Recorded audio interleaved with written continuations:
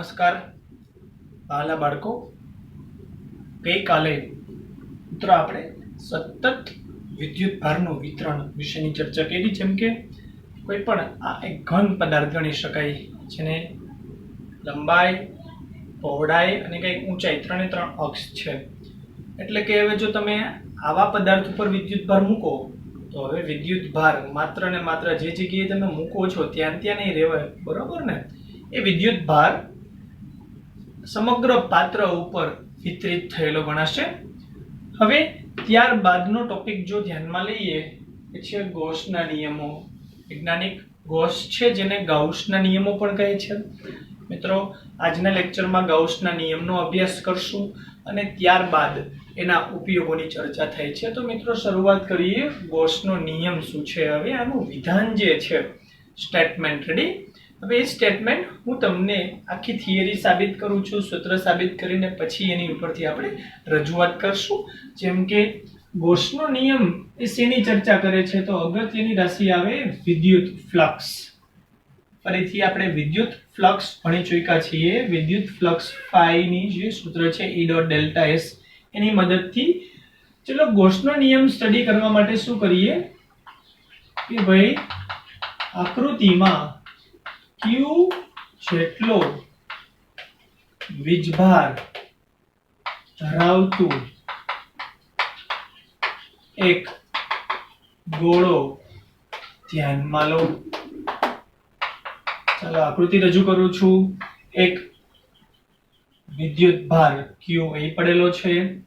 હવે તેનાથી R જેટલી ત્રિજ્યા, મિત્રો R જેટલી ત્રિજ્યાનો એક ગોળો દોરીએ. તો એ ગોળો આપણને આવી રીતના મળવો જોઈએ.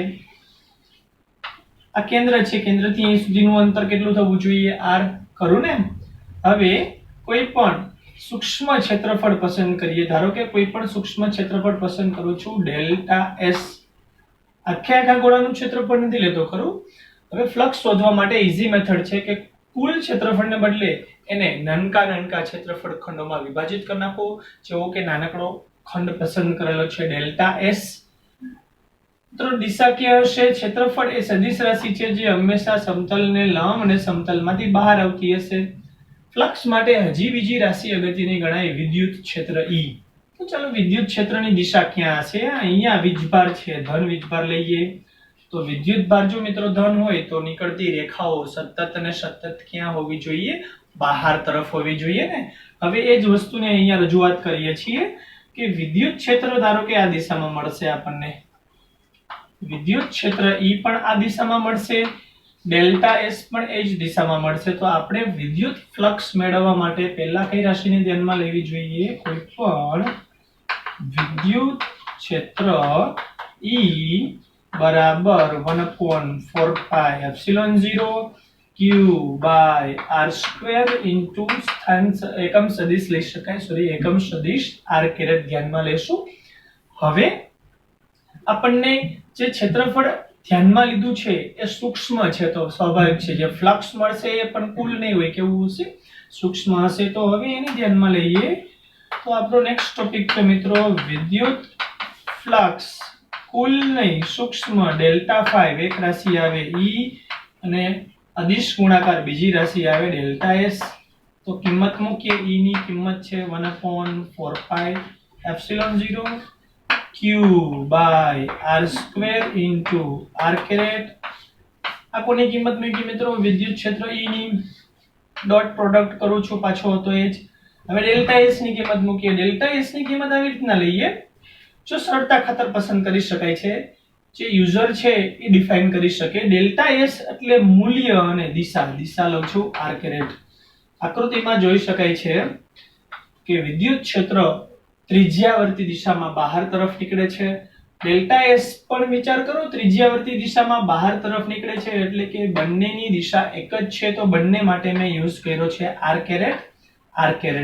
હવે આમાંથી મિત્રો આપણે જાણીએ છીએ કે જે મૂલ્ય બધું બહાર લઈ લઈએ તો કેરેટ શું વધે છે? R caret dot R caret. જાણો છો અદિશ ગુણાકારના નિયમો I ડોટ I1 થાય ને, તો અહીંયા શું થવું જોઈએ? R caret dot R caret કેટલું થઈ જવું જોઈએ? મૂલ્ય એનું 1. તો મૂલ્યને બાદ કરતા આપણને ડેલ્ટા ફાઈ કેટલું મળે છે? 1/4 પાઈ એપ્સિલોન 0. ફરીથી 1/4 પાઈ એપ્સિલોન 0 q/r². હવે શું બાકી રહ્યું? r.r1 થઈ ગયું, તો એને ગુણ્યા ડેલ્ટા s મળશે. આ મિત્રો મળ્યું સૂક્ષ્મ ફ્લક્સ. તો આપણને તો કુલ ફ્લક્સમાં ઇન્ટરેસ્ટ છે, તો મિત્રો કુલ ફ્લક્સને કહેવાય ફાઈ. કેમ મેળવી શકાય? સિગ્મા. આવા બધા જ ડેલ્ટા ફાઈ નો સિગ્મા એટલે સરવાળો, બધા જ સૂક્ષ્મ ડેલ્ટા ફાઈ નો સરવાળો કરશું એટલે મળશે કુલ ફ્લક્સ ફાઈ. ડેલ્ટા ફાઈ ની કિંમત જોતા જઈએ તો એમાં ડેલ્ટા વાળું એક જ પદ છે, બાકીના અચળાંક કહેવાય. 1/4 પાઈ એપ્સિલોન 0 q/r². આ અચળાંક મિત્રો બહાર આવી ગયું. તો સિગ્મા ની અંદર હવે કઈ કિંમત રહેશે? Delta s. એ નીચે લખી શકાય ખરા ટેક્સ્ટ બુક પ્રમાણે, બધા ડેલ્ટા s પણ જરૂર નથી એની. ચલો આને એમને રાખીએ અચળાંકો. 1/4 પાઈ એપ્સિલોન 0 q/r². તો જોઈ શકાય છે બધા જ ડેલ્ટા s નો સરવાળો, delta s1, delta s2, delta s3, delta s4, આ બધા જ ડેલ્ટા નો સરવાળો. સિગ્મા એટલે સરવાળો, એને શું કહેવાય? s. s એટલે કહેવાય એરિયા, સરફેસ એરિયા. જે સપાટી છે ગોળાની, ઈ સપાટીને અંગ્રેજીમાં આપણે સરફેસ કહીએ છીએ ને, તો સરફેસ નું ક્ષેત્રફળ, ગોળાનું ક્ષેત્રફળ કેટલું છે? મિત્રો ગોળાનું ક્ષેત્રફળ યાદ હોય તો તમારું કામ આસાન બની જાય. અહીંયા ગોળાનું ક્ષેત્રફળ મળવું જોઈએ 4 પાઈ r². આપણે નોંધ પર લખશું. જ્યાં s શું છે મિત્રો? s છે ગોળાનું ક્ષેત્રફળ.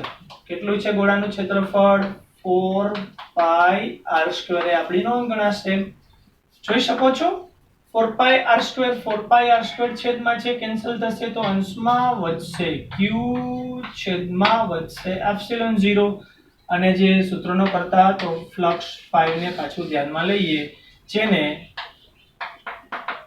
ગોસનો નિયમ કહે છે. આ જે વસ્તુ મેં લખી ને એને શું કહી શકાય? ગોસનો નિયમ. હવે એક વસ્તુ ધ્યાન આપો, આપણે જે બંધ સપાટી લીધી હતી r જેટલી ત્રિજ્યાની, બરાબર, એને આમ તો ગોસિયન સપાટી કહેવાય. સાયન્ટિસ્ટ છે ને ગોસ, તો એ સપાટીનું નામ પસંદ કરવામાં આવે છે મિત્રો, ગોસિયન સપાટી. તો ગોસિયન સપાટી જે આપણે પસંદ કરી, એ સપાટીમાં માત્ર ને માત્ર એક જ વીજભાર હતો. જો એ સપાટીની અંદર ઘણા બધા વીજભાર હોય ને, તો બધા જ વિદ્યુત ભારોનો બેઝિક સરવાળો પસંદ કરવો. હવે આ જે સ્ટેટમેન્ટ આવ્યું છે, એ સ્ટેટમેન્ટ હવે એની ઉપરથી રજૂ કરી શકાય. જે ફાઇનલ ફોર્મ્યુલા આપણા હાથમાં એવી. ફ્લક્સ કેવી રીતના મેળવી શકાય? તો કે વિદ્યુત ભાર અને એપ્સિલોન 0 નો શું છે? ગુણોત્તર. તો હું અહીંયા એકવાર ગોસનો નિયમ રજૂ કરું છું. ગોસનો નિયમ મિત્રો વિધાન આવું કહી શકાય કે કોઈ પણ બંધ પૃષ્ઠ સાથે સંકળાયેલું ફ્લક્સ તે પૃષ્ઠ વડે ઘેરાતા વિદ્યુત ભાર અને એપ્સિલોન 0 ના ગુણોત્તર જેટલું હોય છે. મિત્રો ફરીથી રજૂ કરું છું સાયન્ટિસ્ટનું વિધાન, જે એનસીઈઆરટી માં આપેલું નથી, પણ આવી રીતના રજૂ કરી શકાય. કોઈ બંધ પૃષ્ઠ સાથે સંકળાયેલું વિદ્યુત ફ્લક્સ ફાઈ એ તે બંધ પૃષ્ઠમાં ઘેરાયેલ વિદ્યુત ભાર q અને એપ્સિલોન 0 ના ગુણોત્તર જેટલું મળે છે. ખરું? આ એક ફોર્મ્યુલા થઈ. હવે અહીંયાથી હું એક સામાન્ય સૂત્ર લખું છું. આપણે સામાન્ય સૂત્ર ઘણી બધી વાર લખી ચૂક્યા છીએ.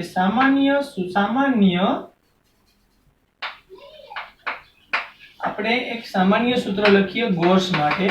ગોસનો નિયમ, કે ગોસના નિયમને રજૂ કરતું એક સામાન્ય સૂત્ર કેવી રીતના આપી શકાય? તો ફ્લક્સ ફાઈ બરાબર ઇન્ટિગ્રેશન E.dA બરાબર q બાય એપ્સિલોન 0. હવે જો મોર ધેન 1 q હોય, q1 q2, ધારો કે કોઈ તંત્ર છે જેમાં કુલ 5 વિદ્યુત ભારો છે, તો પાંચે પાંચ વિદ્યુત ભારોને ધ્યાનમાં લેવા પડે. તો અહીંયા જે q છે એની આગળ સિગ્મા મૂકી દેવાનું. તો આ સૂત્રમાં પણ મિત્રો તમે સિગ્મા મૂકી શકો છો. તો આપણી પાસે ફ્લક્સ આવ્યું, ફ્લક્સ ફાઈ બરાબર સિગ્મા q બાય એપ્સિલોન 0. આ એનું સામાન્ય સૂત્ર છે. ફ્લક્સ ફાઈ બરાબર જોઈ શકાય છે સિગ્મા q બાય એપ્સિલોન 0. પણ તમને મિત્રો અહીંયા પ્રશ્ન થવો જોઈએ કે સર આ વસ્તુ ક્યાંથી ઇન્ક્લુડ કરેલી છે, સમાવેશ કરેલો છે? તો એનો જવાબ મિત્રો જો અહીંયા છે. કે આપણને જે ફ્લક્સ મળ્યું હતું ને એ ઈ ડોટ ડેલ્ટા એસ નું હતું. હવે ડેલ્ટા નું હજી નાનું પદ શું થાય? ડીએસ થાય. ડેલ્ટા થી પણ નાનું પદ ડીએસ. હવે એનું જો તમે સંકલન લો તો સીધા જ ડીએસ જેવા પદોને ડીએ તરીકે પણ લખી શકાય છે. તો એનું શું લેવું પડે? એકવાર ઇન્ટિગ્રેશન. ત્યારબાદ ગૌસના નિયમ સાથે સંકળાયેલ એક નળાકાર સપાટીની ચર્ચા કરીએ મિત્રો. આપણો ત્યારબાદનો ટોપિક થશે. આમ તો આ જ થિયરીમાં સંકળાયેલો છે.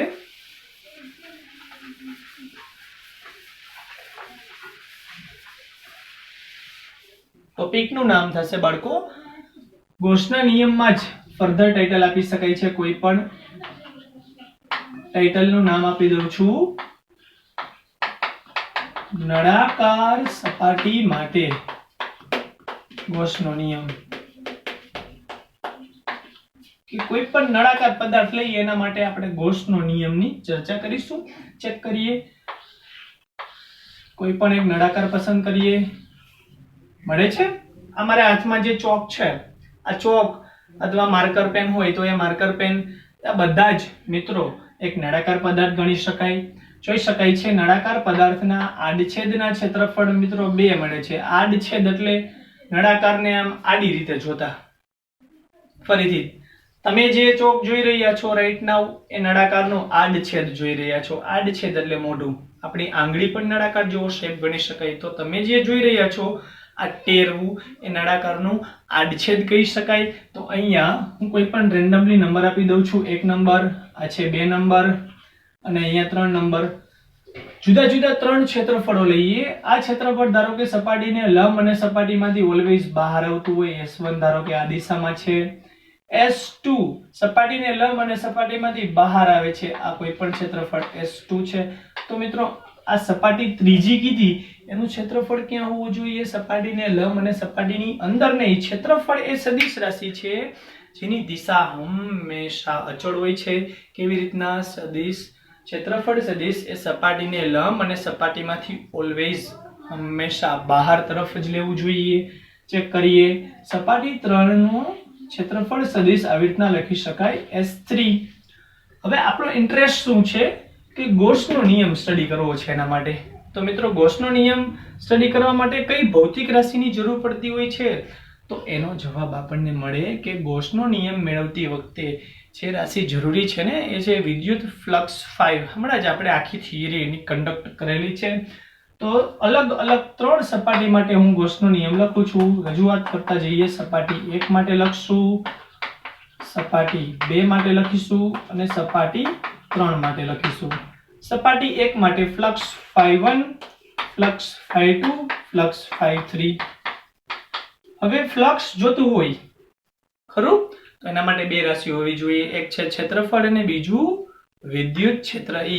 તો મારે છે ને રેન્ડમલી વિદ્યુત ક્ષેત્રની દિશા પસંદ કરવી પડશે. કોઈ પણ દિશા ધારો કે વિદ્યુત ક્ષેત્ર આ દિશામાં જઈ રહ્યું છે, જમણી દિશામાં ખરું. તો હવે વિદ્યુત ક્ષેત્રનો ગુણાકાર કરતા જઈએ. E.S. ચલો ફરીથી સૂત્ર લખતા જઈએ. E.S. E.S. હવે ક્યાં 1 2 3 મૂકશું એ તમે કહી શકો છો. પેલું છે ES1, ES2, ES3. ડોટ ગુણાકાર છે ને તો ત્રણેય માટે જો વિદ્યુત ક્ષેત્રમાં ભૂલ ના કરશો. વિદ્યુત ક્ષેત્ર એ અચળ છે, એ માત્ર ને માત્ર જમણી બાજુ જઈ રહ્યું છે. એ ક્ષેત્રફળની જેમ દિશા એની બદલાતી નથી. હવે ડોટ પ્રોડક્ટની વાત આવી ને, ડોટ પ્રોડક્ટ જો દૂર કરવા હોય મીન્સ મૂલ્ય લખવું હોય તો તીર હટાવી લો.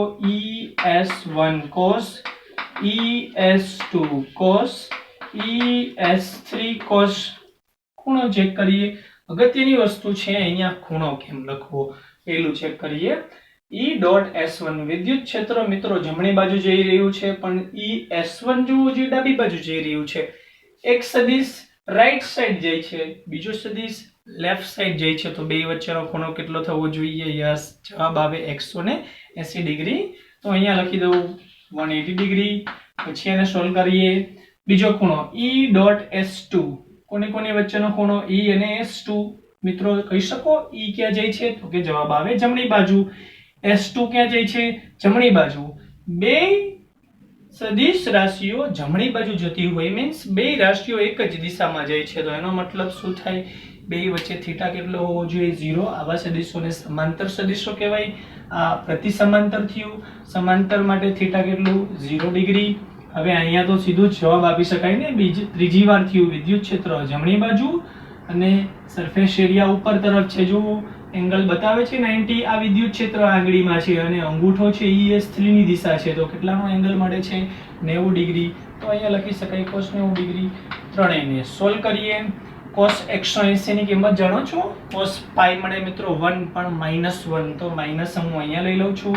-ES1 cos 0 ની કિંમત છે +1, ખરું? તો અહીંયા લખીએ +ES2 cos 90. What about cos 90 degree? તો cos 90 ડિગ્રીનો જવાબ આવે 0. 0 ગુણાકારમાં બધું જ થઈ જશે 0. હવે આપણો ઇન્ટરેસ્ટ છે કુલ ફ્લક્સ. કુલ ફ્લક્સ જોતું હોય તો શું લખી શકાય? કુલ ફ્લક્સ phi બરાબર phi1 + phi2 + phi3, ત્રણેય વિદ્યુત ફ્લક્સનો સરવાળો એ મળશે કુલ ફ્લક્સ. કિંમતો મૂકીએ. ES1 છે phi1 છે -ES1, phi2 કેટલું છે +ES2 અને અહીંયા phi3 કેટલું છે 0. -ES1 + ES2. હવે મિત્રો આકૃતિની મદદ લઈએ. આકૃતિમાં જુઓ જોઈએ ક્ષેત્રફળ S1 અને ક્ષેત્રફળ S2 નું મૂલ્ય સમાન છે, કારણ કે જે આડછેદ લીધો ને આપણે એ નિયમિત આડછેદ લીધેલો છે. નિયમિત આડછેદ એટલે શું? કે જેના બંને છેડાઓ સમાન ત્રિજ્યા ધરાવતા હોય. જેમ કે આપણી પાસે કોઈ આવો પદાર્થ છે, હા, કોઈ પણ પાણીની નળી તમે યાદ કરો, પાણીની જે આપણે લાઈન આવે છે વાડીએ હોય કે ઘરે, બરોબર, એના બે મોઢા સરખા હોવાના, નાનું મોટું મોઢું નથી થવાનું ને, તો એને કહેવાય નિયમિત આડછેદ ધરાવતો નળાકાર. તો અહીંયા આપણે -ES1 એમ ના રાખીએ, +ES2 ની જગ્યાએ ES1 લખી શકીએ. શું કામ? કે S1 ની કિંમત અને S2 ની કિંમત આકૃતિ પરથી જોઈએ તો કેવી લાગે છે? સરખી. કે S1 જેટલું છે, જો અહીંયા આ જે ત્રાંસુ સર્કલ જેટલું છે એટલું જ આ ત્રાંસુ સર્કલ છે. એનો મતલબ શું? S1 અને S2 નું મૂલ્ય સમાન છે, ભલે દિશા જુદી જુદી હોય. મારે અત્યારે જોઈએ છે મૂલ્ય ES1 એમના 2 ની જગ્યાએ 1 લખીએ તો શું મળે? +ES2. ES1 + ES1 - જવાબ મળ્યો 0. તો ફ્લક્સ મળ્યું 0. હવે આ એક ખૂબ અગત્યની વસ્તુ ગણી શકાય. કેવી રીતના? કે મેં જે નળાકાર લીધો હતો એ બંધ નળાકાર કહેવાય. તો કહી શકાય કે જેટલી વિદ્યુત ક્ષેત્રની રેખાઓ દાખલ થશે ને એટલી જ બહાર પણ નીકળી જશે. જોઈ શકાય છે અહીંથી જેટલી રેખાઓ, માનો કે 4 રેખાઓ દાખલ થઈ છે, તો સામેના છેડેથી 4 રેખાઓ બહાર નીકળશે. આવો આપણે સ્વાધ્યાયમાં એક દાખલો પણ જોઈ ચૂક્યા છે. ત્યાં ઘનનો પ્રશ્ન હતો, બરોબર? તો જેટલી રેખાઓ દાખલ થતી હતી એટલી જ રેખાઓ બહાર પણ નીકળી ગઈ. તો આવા પદાર્થોની સાથે સંકળાયેલું ફ્લક્સ શૂન્ય થશે. કોની મદદથી સમજી શકાય છે? ગોસના નિયમની મદદથી. મિત્રો આપણે એમ કહી શકીએ કે કુલ ફ્લક્સ શું થશે? 0. ત્યારબાદ ગોસના નિયમનો જો તમારે કોઈ પણ દાખલાઓમાં ઉપયોગ કરવો હોય ખાસ કરીને, તો એની સાથે સંકળાયેલા જુદા જુદા મુદ્દાઓની ચર્ચા કરવી જોઈએ. તો આપણો નેક્સ્ટ પ્રશ્ન થશે. આમ તો એ જ પ્રશ્ન સાથે સંકળાયેલો છે. ગોસના નિયમના અગત્યના મુદ્દાઓ. મિત્રો જુદા જુદા 6 મુદ્દાઓ આપેલા છે. હવે આ મુદ્દાઓ જો આપણે ધ્યાનમાં હોય, બરોબર છે, તો દાખલાઓ ગણતી વખતે તમને કેવી રીતના બંધ પૃષ્ઠ લેવું, એ બંધ પૃષ્ઠ સાથે સંકળાયેલું ફ્લક્સ કેમ ગોતવું, વિદ્યુત ભારોની સંખ્યા કેમ ગોતવી, તો આ 6 મુદ્દાઓનો ઉપયોગ કરીએ પછી આ કુલમ્બના નિયમની થિયરી પૂરી થઈ ગણાય. ત્યારબાદ ચેક કરીએ નિયમ નંબર 1 કે ગોસનો નિયમ કોઈ પણ બંધ સપાટી માટે લાગુ પડી શકે છે. મિત્રો અહીંયા લખું છું કોઈ પણ બંધ સપાટી. હવે એવું જરૂરી નહીં કે આકાર કોઈ પણ હોઈ શકે, પરિમાણ કોઈ પણ હોઈ શકે, એટલે કે આકાર અને પરિમાણ પર આધારિત નથી. હું ચેક કરતો જાઉં છું. માનો કે અત્યારે હું એક ચોરસ લઉં છું. હવે એ ચોરસને હું થોડીક લંબાઈ વધારી દઉં, લંબચોરસ લઉં છું, તો જોઈ શકાય છે આકાર બદલી ગયો, બરોબર. પછી જો આને આમ પણ કહી શકાય પરિમાણમાં વધારો થયો. પહેલા શું હતું? લંબાઈ સરખી હતી. ચોરસમાં લંબાઈ અને પહોળાઈ બે સરખી હોવી જોઈએ. પણ તમે જ્યારે લંબચોરસમાં આવી જાવ છો તો પહોળાઈ તો મિત્રો એટલી જ છે આ વિભાગ, પણ લંબાઈમાં વધારો થયો છે. પછી કોઈ પણ સર્કલ પસંદ કરીએ કે અનિયમિત આકાર પસંદ કરીએ અમીબા જેવો. રેડી? તો આવા કોઈ પણ આકાર માટે અથવા કોઈ પણ પરિમાણ માટે શું લાગુ પડી શકાય છે? ગોસનો નિયમ. ત્યારબાદ નિયમ નંબર 2, ગોસના સમીકરણ ફ્લક્સ phi બરાબર q બાય એપ્સિલોન 0 જાણો છો ને, હમણાં જ સાબિત કર્યું આપણે. માં વિદ્યુત ભાર q સપાટી વડે ઘેરાયેલા બધા જ વિદ્યુત ભારોને સમાવે છે. આને હું ઉદાહરણ દ્વારા અહીંયા સમજાવું છું કે કોઈ પણ મેં આકાર આપ્યો છે અનિયમિત આકાર. હવે અહીંયા કોઈ પણ વિદ્યુત ભાર છે +q1 -q2 +q4, બહાર વિદ્યુત ભાર આપું છું +q3 -q5. જોઈ શકાય છે તંત્રમાં કુલ વિદ્યુત ભારોની સંખ્યા 5 છે, પણ મેં બંધ સપાટી જે ધ્યાનમાં લીધી છે, આ બંધ સપાટીમાં માત્ર ને માત્ર કેટલા વિદ્યુત ભાર આવે છે? 3. તો જો ભૂલ ના થાય, કુલ 5 વિદ્યુત ભારો ગોસ માટે નકામા છે. ગોસનો નિયમ એવું કહે છે કે તમે જે બંધ સપાટી લીધી છે કોઈ પણ આકારની, એ બંધ સપાટીની અંદરના જ વિદ્યુત ભારોને સમાન્વયિત કરવો કે એનો જ ઉપયોગ કરવો. જેમ કે આપણી પાસે કોઈ પણ આકાર આપેલો છે, એમાં જુદા જુદા 3 વિદ્યુત ભારો છે. તો અહીંયા જે કિંમત મૂકશું q ની, તો q કેમ લખશું? +q1 -q2 +q4, ત્રણેય વિદ્યુત ભારોનો પ્લસ માઇનસ ધ્યાનમાં રાખીને સરવાળો, એવા સરવાળાને બેઝિક સરવાળો કહેવાય. માટે ઘણી વખત જો અહીંયા q ને બદલે લખી શકાય સિગ્મા q. તો ફરીથી મુદ્દા નંબર 2 શું કહે છે? ગોસના સમીકરણ ફ્લક્સ phi બરાબર સિગ્મા q બાય એપ્સિલોન 0 માં વીજભાર q સપાટી વડે ઘેરાયેલા બધા જ વિદ્યુત ભારોને સમાવે છે. મિત્રો, જે બીજો મુદ્દો છે એની મદદથી બોર્ડમાં MCQ પૂછાય છે ગોસના નિયમના. કેવી રીતના? ફરીથી અહીંયા કે કુલ તંત્રમાં 5 વીજભાર છે, તો જે સપાટી છે એની અંદર કેટલા વીજભાર છે એટલા જ લખવાના અહીંયા. તો સપાટીની અંદર કેટલા વીજભાર છે? ધારો કે 3, તો સિગ્મા q એટલે બેઝિક સરવાળો. બેઝિક એટલે બહુ નવું નજુ નથી કરતું. બેઝિક એટલે દિશાઓ પ્લસ માઇનસ ભેગું લખતું જવાનું. જેમ કે ટોટલ કેટલા વીજભાર છે? 3, તો અહીંયા લખવાનું અંશમાં +q1 -q2 +q4 ના છેદમાં એપ્સિલોન 0 માં વીજભાર q સપાટી વડે ઘેરાયેલા બધા જ વિદ્યુતભારોનો સમાવેશ કરે છે. ત્રીજું, જે પરિસ્થિતિમાં સપાટી એવી પસંદ કરવામાં આવે છે કે કેટલાક વિદ્યુતભાર અંદર 3 અંદર છે અને કેટલાક બહાર હોય. કેટલા બહાર છે? 2. પણ વિદ્યુત ક્ષેત્ર બધા જ વિદ્યુત ભારોનું ગણવું. આ વસ્તુ ચેક કરીએ કેવી રીતના કે એકવાર જો મિત્રો તમારી પાસે વિદ્યુત ભાર આવી જાય ને, તો વિદ્યુત ક્ષેત્ર મળ્યા જ રાખશે. જો પ્લસ હશે તો વિદ્યુત ક્ષેત્ર બહાર તરફ નીકળતું હશે, અને જો માઇનસ હશે તો વિદ્યુત ક્ષેત્ર અંદર તરફ જતું હશે. પણ વિદ્યુત ક્ષેત્ર તો મળતું જ હશે, તંત્રની અંદર હોય કે તંત્રની બહાર હોય. કેટલા વિદ્યુત ભાર છે અહીંયા? ટોટલ 5. તો રાઈટ નાવ આપણને જુદા જુદા 5 વિદ્યુત ક્ષેત્ર E1 થી E5 સુધીના મળશે. એટલે ભૂલ ન થાય. ગોસનો નિયમ યુઝ કરો છો એટલે આટલું જ યાદ રાખવાનું કે વિદ્યુત ભાર ક્યાં લેવાના? સપાટી અંદરના. અને વિદ્યુત ક્ષેત્ર કયા લેવાના મિત્રો? અંદર હોય કે બહાર, એની આપણી સાથે કઈ નિસ્બત નથી. પછી માત્ર q જ અંદરમાંનું ગણવું. ચાલો બીજો મુદ્દાની જેટલું જ અગત્યનો ત્રીજો મુદ્દો કહી શકાય. કેવી રીતના? ફરીથી આકૃતિમાં આપણી પાસે તંત્રમાં 5 વિદ્યુત ભારો છે. વિદ્યુત ભાર હોય એટલે વિદ્યુત ક્ષેત્ર ગણી જ લેવું. તો 5 વિદ્યુત ભારો છે તો વિદ્યુત ક્ષેત્ર કેટલા મળશે? 5 સુધીના. પણ જ્યારે આપણે ફ્લક્સ ગોતશું ગોસના નિયમ ફ્લક્સ phi બરાબર q બાય એપ્સિલોન 0, તો તંત્રની અંદર કેટલા વીજભાર છે મિત્રો? 3 જ. તો એ 3 જ વિદ્યુત ભારોનો સરવાળો કરવાનો, સમન્વય કરવાનો. ફ્લક્સ ગોતતી વખતે ચોથો મુદ્દો કે ગોસનો નિયમ માટે વાપરેલ સપાટીને ગોસિયન સપાટી કહેવાય. આ મુદ્દો પણ અવારનવાર તમે યુઝ કરશો. અહીંયા ગોસિયન સપાટી આને ગણી શકાય. જે આ આકાર બતાવે છે ને કોઈ પણ અનિયમિત આકાર, આ સપાટીને ગોસિયન સપાટી કહેવાય. ગોસના નામ પરથી શું આપ્યું? સપાટીને ગોસિયન સપાટી કહેવાય. આ બધી જ સપાટીને ગોસિયન સપાટી કહેવાય. તમે ગમે તે સપાટીને ગોસિયન સપાટી તરીકે લઈ શકો છો. એવું જરૂરી નથી કે આકાર કે પરિમાણ. પાંચમો મુદ્દો, જ્યારે તંત્રને કંઈક સમિતિ હોય ત્યારે ગોસના નિયમથી ઈ સરળતાથી મેળવી શકાય છે. ચલો આમાં એક મૂંઝવતો શબ્દ છે મિત્રો, સમિતિ. સિમેટ્રી કહેવાય જેને, સિમેટ્રી. સમિતિ હોય કે ન હોય એને વિજ્ઞાનની ભાષામાં કેવી રીતના કહી શકાય? કોઈ પદાર્થની ભાષામાં.